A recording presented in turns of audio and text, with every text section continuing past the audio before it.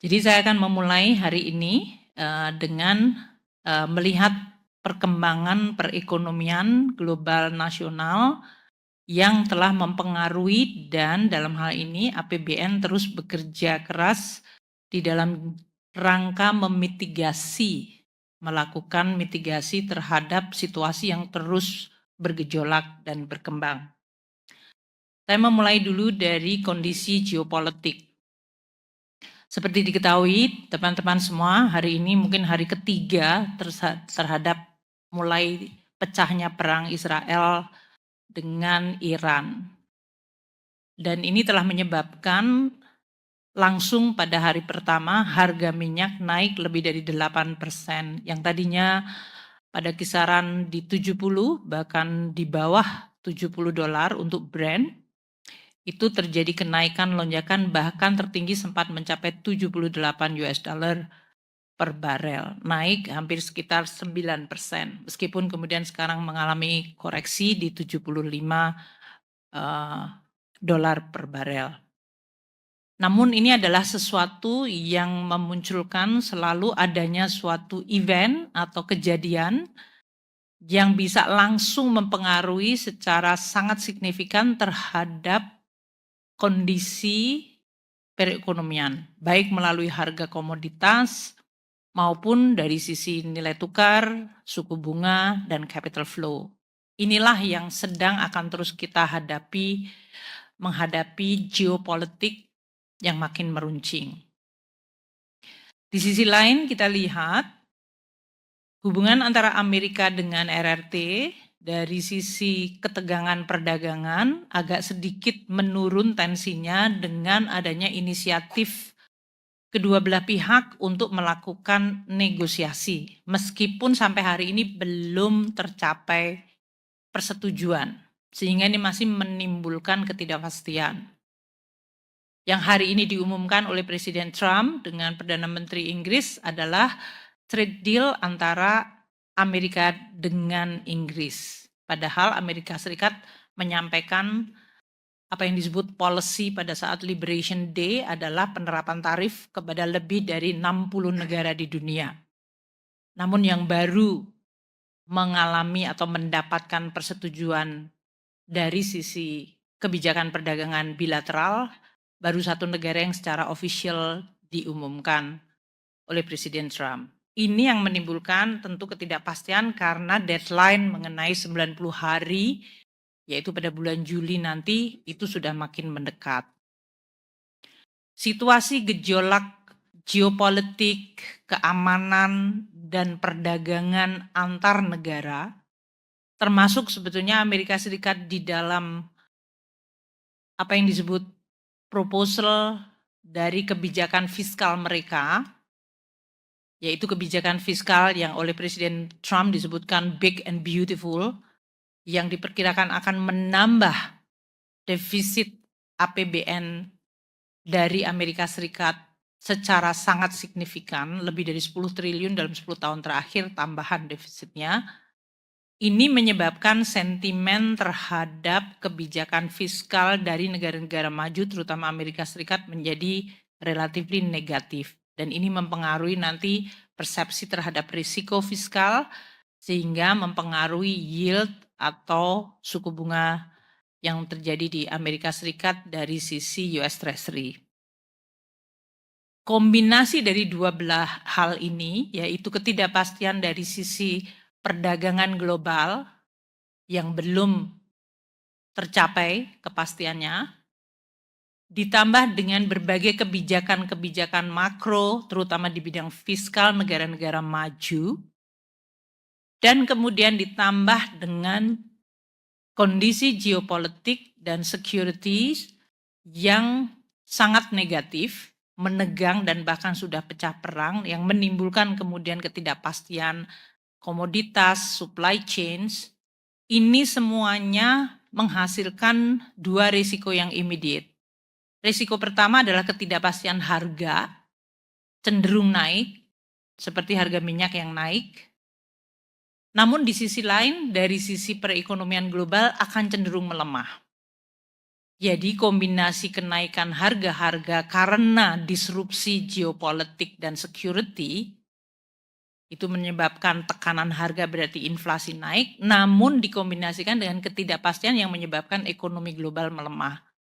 Itu kombinasi yang harus kita waspadai karena tidak baik. Perlemahan ekonomi membuat dampak yang buruk, kenaikan inflasi dan kemudian menimbulkan kenaikan yield, apakah karena adanya geopolitik atau karena adanya fiscal policy.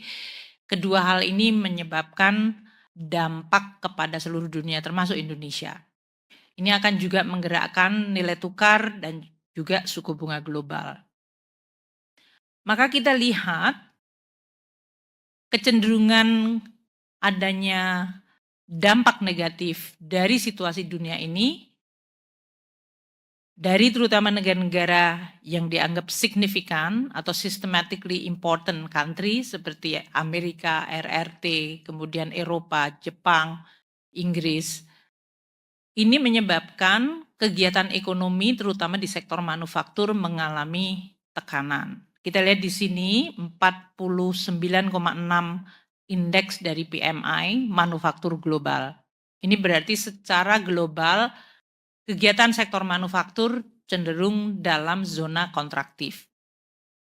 Dan angka ini adalah angka terendah sejak Desember 2024. 70% lebih, hampir 71%, 70,8% negara-negara yang disurvei dari sisi kegiatan manufakturnya, mereka semuanya mengalami kontraksi. Artinya indeks PMI-nya untuk manufaktur di bawah 50, termasuk Indonesia dalam hal ini, 47,4. Globalnya 49,6, Indonesia di 47,4.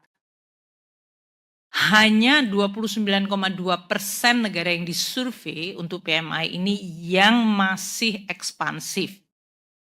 Artinya sektor manufakturnya masih memiliki aktivitas ekspansi. Ini adalah dampak yang kita lihat dalam geopolitik, security yang makin fragile, yang makin rapuh, dan rentan, yang menyebabkan implikasi kepada kegiatan ekonomi, ekspor, import, manufaktur, dan juga dari sisi capital flow yang berdampak kepada seluruh dunia. Seperti dilihat, risiko bagi Indonesia terlihat dengan global economic melemah, kemungkinan mempengaruhi permintaan terhadap barang-barang ekspor kita.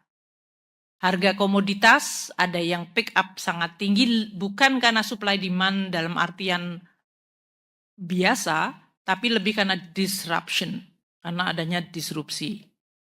Nilai tukar juga dalam hal ini cenderung mengalami volatilitas dan suku bunga utang meningkat terutama karena kebijakan fiskal di Amerika Serikat, yaitu legislasi yang sekarang sedang dibahas dari Kongres ke Senat, yaitu mengenai ekspansi fiskal di Amerika Serikat. Nah, pertumbuhan ekonomi dunia dan perdagangan global, halaman selanjutnya terlihat semuanya mengalami pelemahan. Trennya adalah menurun. Dan ini penurunannya, revisi penurunannya terus dilakukan. Waktu itu kalau kita lihat tahun 2024 pertumbuhan ekonomi dunia di 3,2% versi IMF, di 2025 hanya akan mencapai 2,8. Kalau Bank Dunia tahun 2024 growth-nya itu di 2,8, ada perbedaan metodologi antara IMF dan Bank Dunia sehingga dua angka itu interpretasinya akan berbeda. Dan untuk tahun 2025 Bank Dunia memprediksi pertumbuhan ekonomi hanya 2,3. Ini juga revisi yang baru saja diterbitkan di bulan Juni ini. Untuk 2026 masih diperkirakan ada kemungkinan membaik, tapi seperti biasa nanti kita akan lihat revisinya akan dilakukan pada bulan September Oktober, yaitu fall untuk IMF, dan kemudian Januari untuk sebelum mulainya tahun yang bersangkutan. Dan kalau kita lihat volume perdagangan dunia juga mengalami perlemahan, meskipun sebetulnya agak membaik, tapi itu tetap adalah plateau atau lengkungan ke bawah itu cukup signifikan dibandingkan tahun 2024. Pertumbuhan dari perdagangan dunia menurut IMF 1,7% saja, padahal tahun lalu adalah 3,8%. Jadi kalau volume perdagangan antar negara turun ya berarti negara-negara seperti Indonesia juga akan terpengaruh. Dan untuk Bank Dunia, estimasinya untuk perdagangan global hanya 1,8% tahun ini. Tahun lalu 3,4. Jadi ini menggambarkan koreksi yang sangat signifikan dalam di tahun 2025. Kalau komparasinya dengan 2023 adalah pada masa terjadinya perang Ukraina pertama dan itu menyebabkan penurunan yang cukup dalam. Hampir semua perekonomian di negara-negara mengalami penurunan pertumbuhan ekonomi dari sisi proyeksi tahun 2025 ini.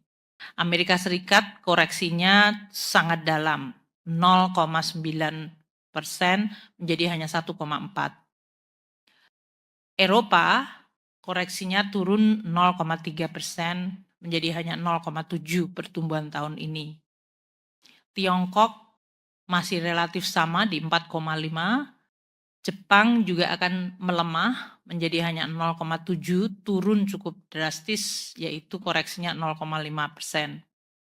India meskipun masih bertahan di atas 6%, itu menurun di 6,3, koreksinya 0,4. Dan Indonesia juga diperkirakan koreksi dari pertumbuhan ekonomi tahun ini karena kondisi global yang berubah drastis sebesar 0,4 menjadi hanya 4,7 menurut prediksi IMF. Sementara pertumbuhan ekonomi cenderung melemah, kita lihat volatilitas di sektor keuangan juga meningkat dan ini menimbulkan dampak negatif. Kita lihat suku bunga akan tertahan di tinggi. Padahal tadinya kita perkirakan 2025 harusnya sudah mulai mengalami penurunan sesudah inflasi melonjak sangat tinggi tahun 2023 dan 2024. Harusnya 2025 ini bank-bank sentral di negara-negara maju, terutama di Amerika, di Inggris, dan di Eropa, sudah mulai bisa menurunkan suku bunga. Namun kita lihat kecenderungan penurunan suku bunga ini tertahan karena tadi dengan adanya masalah perang dagang tarif yang akan menimbulkan disrupsi dari sisi supply barang-barang, ditambah sekarang dengan adanya perang beneran secara militer di Timur Tengah, disrupsi dari sisi supply side menjadi sangat nyata. Dan ini disrupsinya itu cenderung hilang, supply shock-nya itu terjadi dan harga akan melonjak tinggi persis pada saat seperti terjadinya perang Ukraina.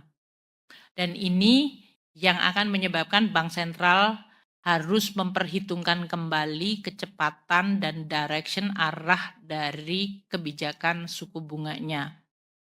Kecepatannya mau turun, direction-nya apakah akan turun atau tetap. Dan kalaupun mau turun seberapa cepat atau harus menunggu lagi dengan situasi yang tadi diperkirakan growth melemah, harusnya suku bunga turun, tapi inflasi naik karena adanya harga komoditas yang melonjak akibat perang. Dilema inilah yang kemudian akan dihadapi oleh banyak bank sentral di dunia. Di sisi lain, dengan kebijakan fiskal Amerika Serikat yang sangat ekspansif mengumumkan tarif policy atau yang disebut Liberation Day, kemudian agak sedikit menurun koreksi pada saat adanya upaya untuk bernegosiasi dan duduk bersama dengan RRT, dan sekarang melonjak lagi karena negosiasinya belum conclude dan pada saat yang sama muncul perang baru. Dolar indeks juga dalam hal ini mengalami gejolak, cenderung menurun, makanya juga US terhadap rupiah kita cenderung menguat kemarin. Namun ketidakpastian secara global dari sisi perang telah menyebabkan muncul lagi kecenderungan kenaikan. Jadi volatilitas dolar ini masih akan kita lihat.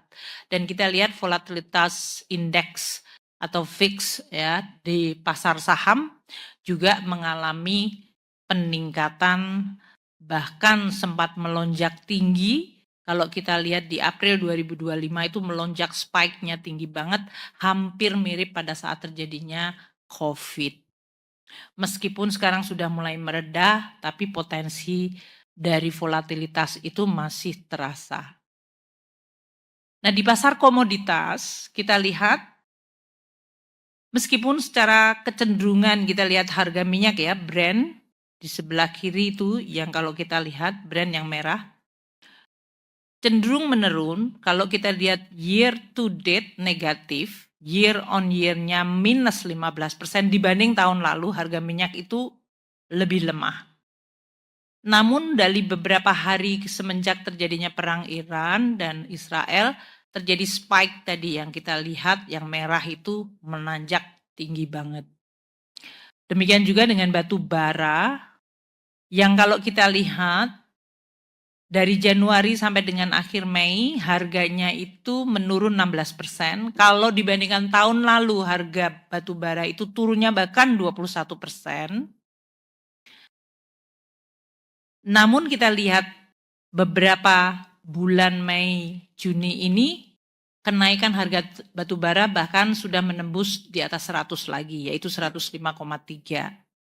Jadi ada kecenderungan besar, tapi kemudian ada spike kira-kira terjadi di bulan Juni. Nanti kita lihat pada saat APBN kita di bulan Juli, kami akan menyampaikan kepada teman-teman perkembangan. Minyak dan batu bara memberikan sumbangan cukup signifikan. Kalau minyak itu sekitar 8-9% terhadap total penerimaan kita. Batu bara dalam hal ini tergantung pada saat harga batu bara tahun 2023-2022 yang sempat menyentuh $300, itu sumbangan batu bara terhadap penerimaan negara dari sisi pajak saja itu sekitar 5%. Sekarang turun drastis menjadi hanya sekitar 1%. Jadi naik turunnya harga komoditas dua yang sebelah kiri memberikan dampak hampir sekitar 10 hingga 13% dari penerimaan negara. Ini yang harus kita jaga. Komoditas lain seperti CPO juga ada kecenderungan kalau kita lihat year to date Januari sampai dengan Mei itu mengalami koreksi turun 18%. Namun kalau dibandingkan tahun lalu, CPO kita itu sudah agak membaik, yaitu naik 18%. Gitu ya, jadi kita lihat penurunan terutama dari Januari ke Mei. Tapi kalau kita lihat antara Mei tahun ini dengan Mei tahun lalu ada kenaikan. Tahun lalu memang berat sekali penurunan dari CPO ini harganya. Beras harganya year on year-nya naik 3%, year to date Januari sampai dengan Mei mengalami koreksi 1,8. Dua komoditas lain yang penting bagi Indonesia adalah nikel dan tembaga. Kita lihat harga nikel dalam hal ini itu secara month-to-month saja drop 4%. Year on year dropnya 12%. Hanya year to date dropnya lebih sedikit yaitu 1,3. Ini menggambarkan salah satu komoditas kontributor ekspor kita di nikel itu juga akan mengalami penurunan dari sisi kontribusi perpajakannya. Sementara untuk tembaga agak sedikit lebih baik, ini terutama karena komoditas ini dipakai oleh di dalam teknologi digital nanti untuk AI dan lain-lain. Makanya tembaga masih relatif survive. Year to date-nya sudah terjadi kenaikan 10% dan year on year-nya dibanding tahun lalu 3%. Komoditas yang saya sampaikan di sini dia dipengaruhi tidak hanya supply demand dari sisi ekonomi, seperti pertumbuhan ekonomi yang melembah akan menyebabkan komoditas harganya melemah, namun juga sangat rentan terhadap pergolakan politik dan keamanan seperti yang terjadi di Timur Tengah maupun di belahan negara lain. Inilah yang harus kita waspadai karena penerimaan negara kita juga nanti akan dipengaruhi oleh hal-hal yang tidak sepenuhnya dalam kontrol kita seperti geopolitik maupun perekonomian dunia. Nah, kita lihat dengan situasi global yang seperti ini, kita lihat di dalam negeri kita. Kondisi dari sisi konsumen, indeks kepercayaan konsumen kita masih relatif di zona optimis 117. Meskipun kalau kita bandingkan kondisi di akhir tahun 2024 yang cukup tinggi. Ini terjadi koreksi, tapi ini masih zona optimis berdasarkan indeks yang diterbitkan oleh Bank Indonesia. Dari sisi penjualan mobil dan motor, kita lihat untuk penjualan motor mengalami kontraksi 0,1 dan penjualan mobil juga mengalami kontraksi yang cukup dalam pada bulan Mei ini yaitu 15,1%. Meskipun demikian, untuk penjualan sektor retail mengalami perbaikan, ada ekspansi yaitu 2,6% year on year. Kalau kita lihat dari sisi kegiatan ekonomi yang membutuhkan listrik, dalam hal ini kalau ada kegiatan ekonomi berarti kantor dibuka atau mall dibuka atau pabrik dibuka, mereka mengkonsumsi listrik. Dan kita lihat konsumsi listrik untuk bisnis masih tumbuh 4,5%. Berarti kegiatan ekonomi masih bertahan dengan indikator seperti konsumsi listrik. Kalau untuk industri yang terutama manufaktur juga pertumbuhan dari konsumsi listriknya 6,7%. Investasi bangunan mengalami lonjakan di bulan April, mendekati 30%. Ini mungkin berbagai proyek udah mulai jalan lagi. Dan di sektor manufaktur tadi saya sampaikan Indonesia ada di dalam zona kontraktif yaitu 47,4. Ini menggambarkan bahwa perekonomian Indonesia di satu sisi kita harus menjaga bahwa dampak yang bertubi-tubi dari global telah mempengaruhi di dalam negeri dan mulai terlihat dari konsumsi, dari berbagai kegiatan yang kita lihat seperti pembelian mobil dan motor. Meskipun di level retail kita masih lihat adanya kegiatan yang positif. Manufaktur sudah mulai mengalami kontraksi dari sisi PMI manufakturnya. Growth dari sektor manufaktur masih positif, terutama pada penerimaan perpajakan yang nanti akan disampaikan oleh Pak Anggito. Dari sisi stabilitas ekonomi, inflasi kita masih terjaga di 1,6 year on year. Kalau dilihat month to month, slide selanjutnya 0,37 dan year to date-nya 1,19. Slide please. Terima kasih. Jadi kalau kita lihat inflasi kita di 1,6, ini masih relatif terjaga selama bahkan beberapa tahun terakhir ini. Ini Indonesia termasuk yang mampu menjaga stabilitas harga. Banyak yang kemudian menginterpretasikan apa arti inflasi 1,6 ini. Kalau kita lihat komposisi di sebelah atas kanan, kontribusi rendahnya inflasi kita adalah harga-harga yang biasanya bergejolak, yaitu makanan, itu mengalami negative growth, deflasi di harga pangan. Karena adanya panen dan juga beberapa barang pangan kita yang terjaga baik. Panen beras, panen jagung. Bahkan kita harus menjaga supaya jangan terlalu jatuh harganya agar kesejahteraan petani tidak menurun. Jadi dalam hal ini volatile food kontribusinya memang sangat dalam atau turun terhadap tingkat harga. Dan oleh karena itu kita nanti Pak Suwa akan menyampaikan bagaimana kita memberikan support, memberikan bulog anggaran untuk stabilisasi harga beras atau gabah di Indonesia. Kalau kita lihat komponen administered price, harga yang dijaga atau yang diatur oleh pemerintah masih tumbuh 1,36%.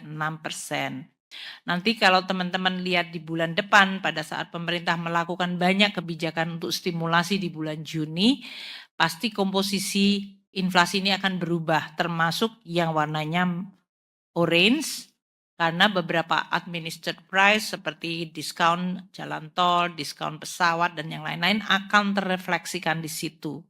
Jadi nanti teman-teman media jangan nanya, Bu, inflasinya turun karena daya beli gitu. Padahal karena ini adalah karena memang akan ada beberapa policy menurunkan administered price. Gimana melihat inflasi dari sisi apakah pertumbuhan ekonomi kita itu dari sisi demand, permintaan, atau dari sisi konsumsi, produksi masih jalan. Terlihatnya adalah di 2,4 yang warna hijau, yang namanya inflasi inti. Inflasi inti adalah yang dihitung Bank Indonesia merupakan komponen dari barang-barang yang sangat peka terhadap permintaan masyarakat. Jadi kalau masih 2,4%, itu masih di dalam range 2 plus minus 1, dia adalah berarti ada pertumbuhan yang memang secara natural di situ. Sehingga indeks harga konsumen secara headline di 1,6. Ini artinya berarti 1,6 bagus rendah, tapi karena dikontribusikan oleh volatile food, terutama beras, jagung yang mengalami penurunan, dan juga dari sisi nanti administered price yang bulan Juni nanti akan terlihat. Tapi kalau dari sisi demand, inflasi inti masih tumbuh 2,4%. Dari sisi neraca perdagangan, kita lihat untuk surplus di bulan Mei adalah 4,9 billion US dollar.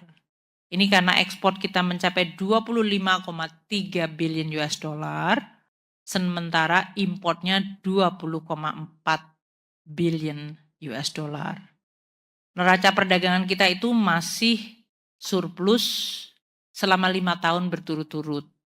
Nah ini bagus, namun tetap waspada. Karena seperti saya sampaikan tadi, kondisi global menyebabkan dampaknya nanti terlihat di ekspor dan import. Karena yang terjadi adalah perang dagang yang mempengaruhi ekspor import. Jadi kita juga harus hati-hati melihat perkembangan. Meskipun 5 tahun terakhir ini neraca perdagangan kita terus mengalami surplus.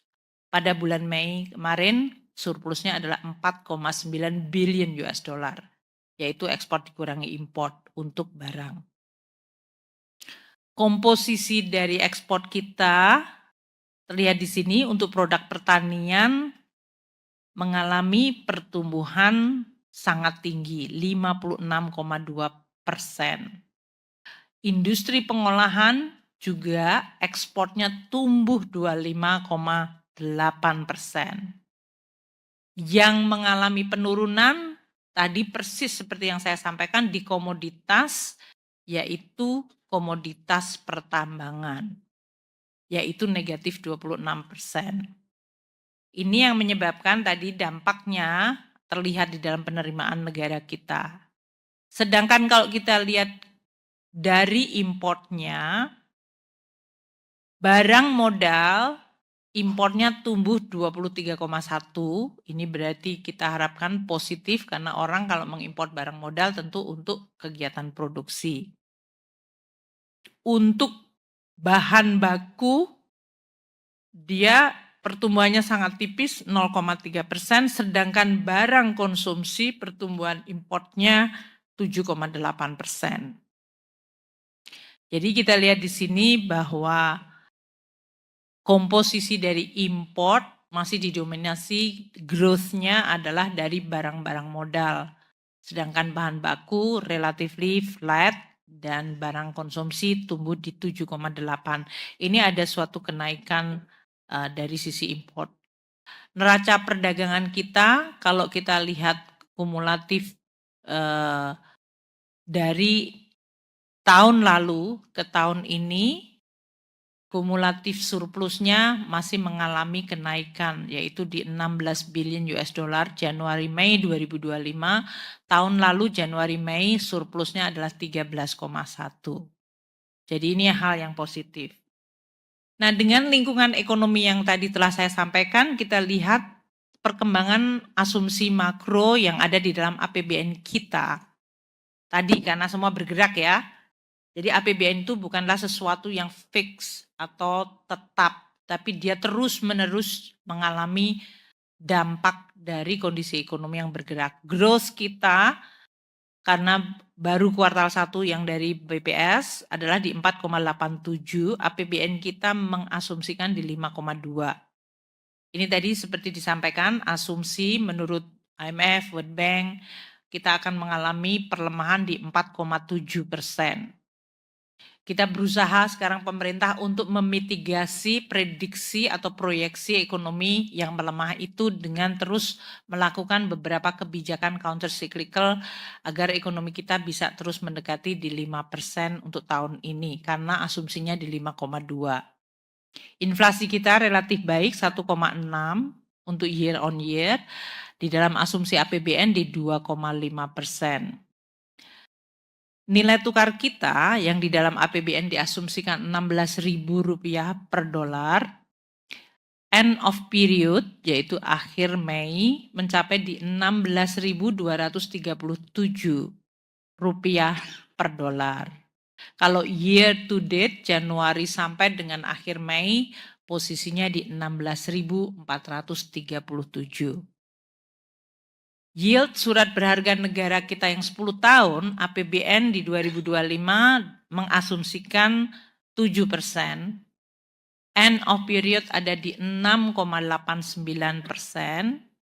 Sedangkan year to date-nya di 6,72%. Harga minyak ini tadi yang masih mengalami gejolak. Asumsi APBN kita di $82 per barel.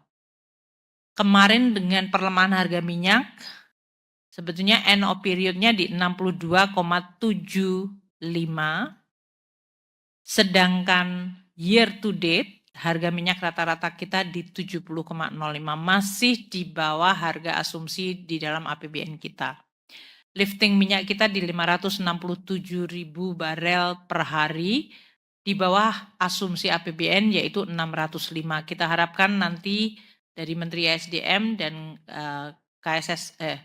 SKK akan menyampaikan moga-moga lifting minyak bisa naik menembus di atas 600 lagi. Lifting gas di 987,5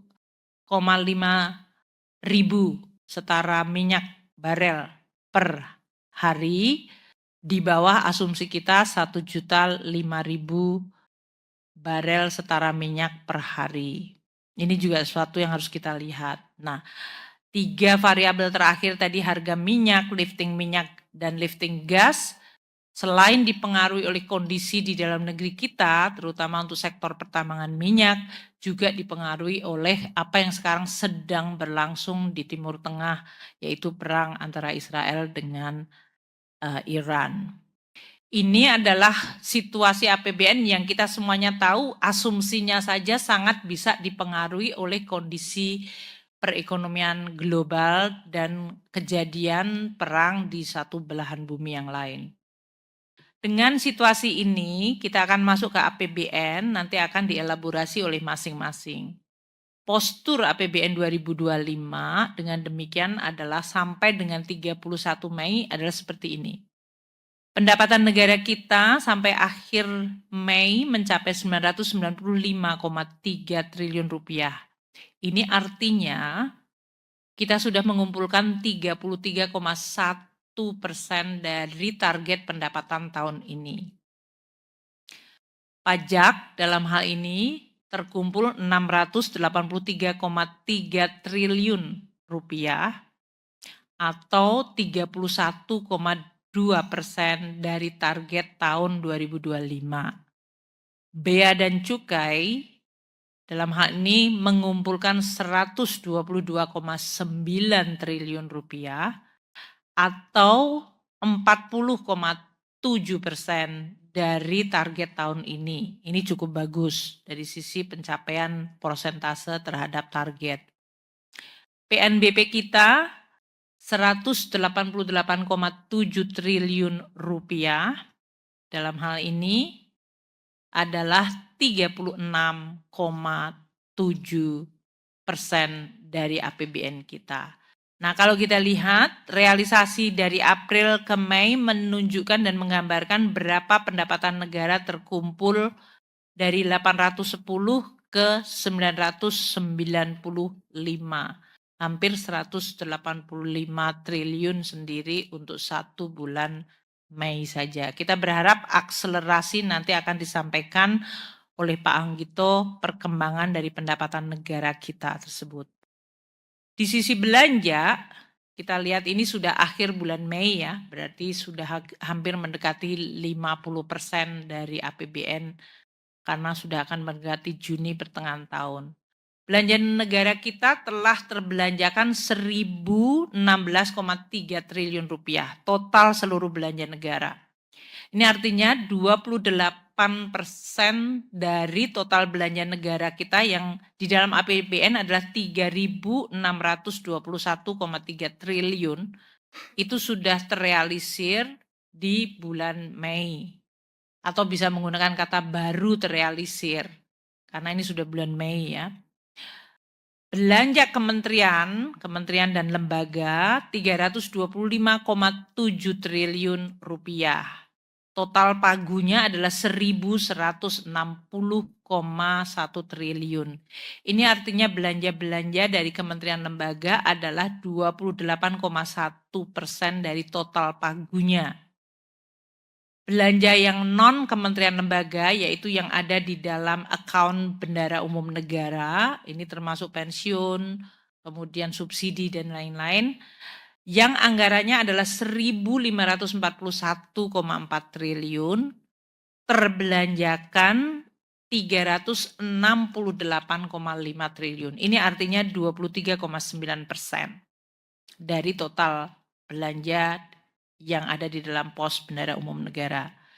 Sedangkan transfer ke daerah yang di dalam anggaran APBN kita 919,9 triliun, hampir 920 triliun, terrealisir atau sudah kita transfer ke pemerintah daerah 322 triliun atau 35%. Jadi kalau kita lihat komposisi yang paling banyak adalah justru transfer dari sisi persentase total anggaran.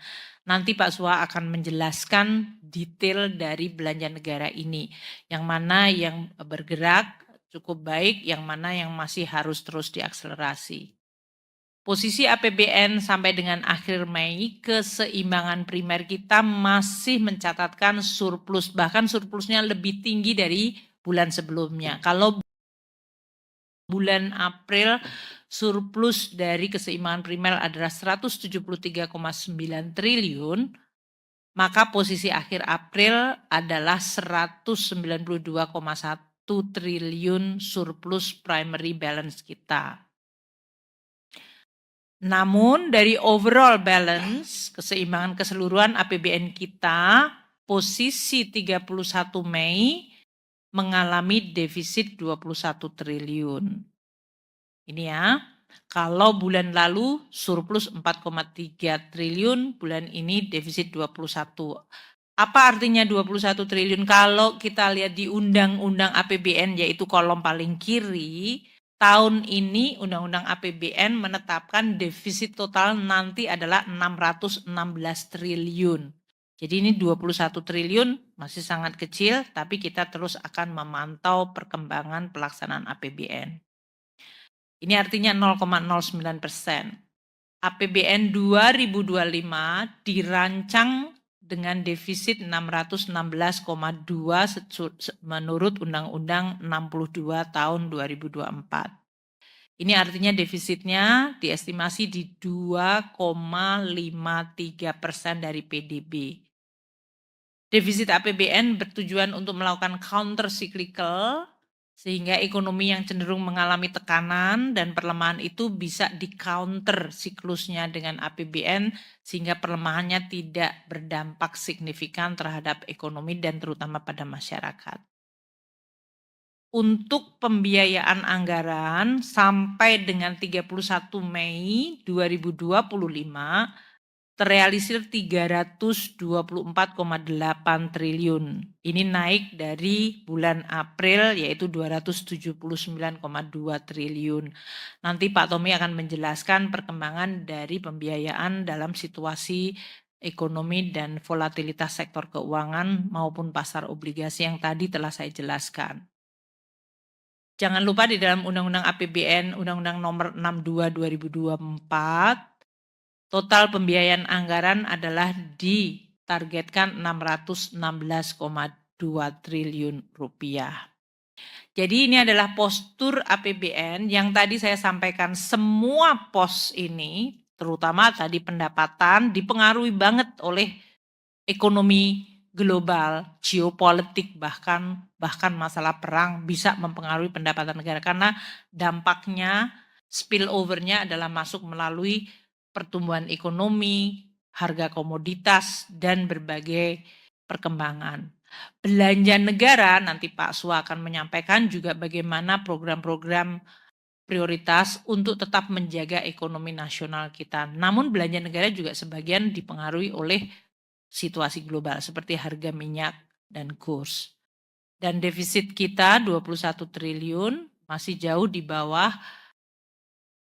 keseluruhan defisit sesuai dengan Undang-Undang 62 2024 yaitu 616,2 triliun rupiah.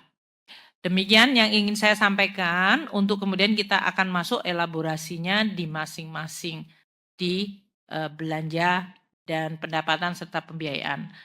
Terakhir mungkin sebelum saya berikan kepada Pak Sua untuk belanja, kalau kita lihat kinerja APBN 2025,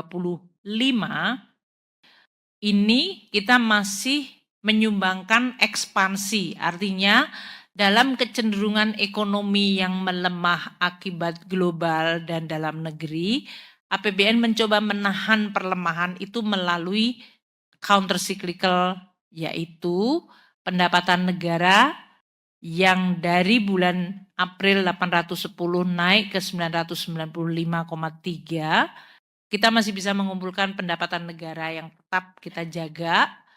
Namun dari sisi belanja negara terjadi kenaikan yang cukup signifikan, 806,2 triliun. Di bulan Mei saja naik menjadi 1.016,3 triliun. Meskipun ini dari total belanja baru 28,1%. Jadi kita tetap akan melihat APBN itu baik karena APBN-nya sendiri dipengaruhi, tapi juga APBN mempengaruhi ekonomi. Kebijakan fiskal kita akan tetap terjaga untuk dijaga dari sisi menjaga kondisi ekonomi. Berbagai restitusi yang terjadi ini kita berikan untuk menjaga daya tahan dari korporasi. Kita memberikan paket stimulus terutama di bulan Juni-Juli ini di dalam rangka untuk menggunakan momentum libur sekolah. Kita juga memberikan stimulus UMKM, sektor padat karya, perumahan dan otomotif, dan sebagian dari penerimaan negara dari kekayaan negara yang dipisahkan yaitu dividen yang tidak lagi disampaikan kepada APBN tapi diberikan kepada Danantara diharapkan bisa ikut memutar ekonomi melalui kegiatan di Danantara. Dari sisi belanja nanti Pak Sua akan menjelaskan berbagai rekonstruksi dan efisiensi sesuai dengan Inpres Presiden, Inpres nomor 1 2025. Kita tetap jaga yaitu penghematan, efisiensi, namun juga pada saat yang sama secara selektif mendanai berbagai program-program prioritas nasional yang ditetapkan Bapak Presiden seperti makan bergizi, pemeriksaan kesehatan gratis, pembentukan koperasi desa, pembentukan sekolah rakyat, dan juga melindungi masyarakat dari daya beli, terutama dari sisi inflasi atau gejolak. Kita melakukan beberapa seperti pemberian diskon listrik pada awal tahun, pemberian dukungan pada UMKM, dan sektor padat karya. Defisit kita di 0,09%, tadi 21 triliun adalah di dalam rangka untuk menjaga perekonomian.